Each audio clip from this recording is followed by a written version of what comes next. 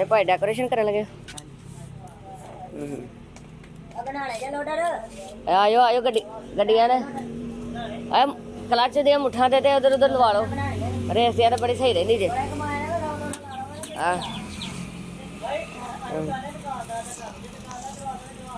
ਮੈਂ ਕਰਵਾ ਦੇਣਾ ਯਾਰ, ਇਹਦੀ ਕਿਹੜੀ ਗੱਲ ਹੈ।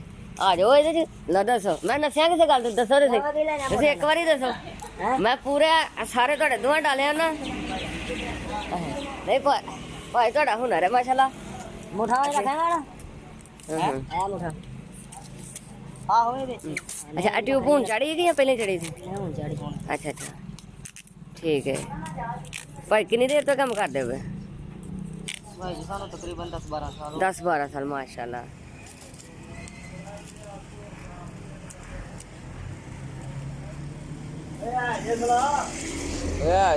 yo.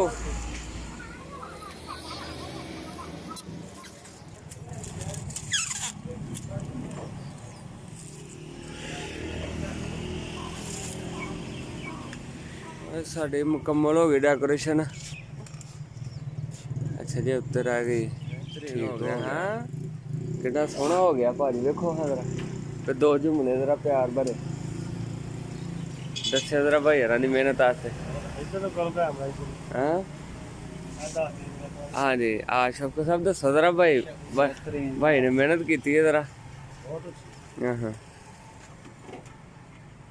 लो जी ਹੁਣ ਤੁਸੀਂ ਵੀ ਆਪਣੇ ਘਰਾਣੇ ਸਟੇਰਿੰਗ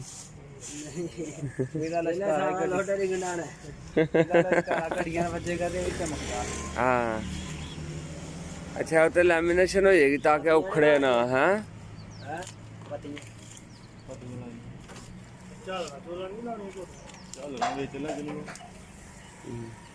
जलजला आ गया भांडे डिग देने पे।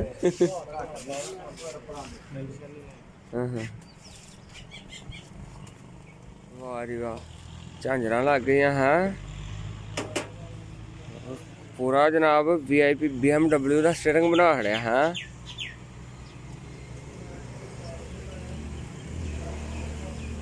उधर भी हो रहा कोई काम।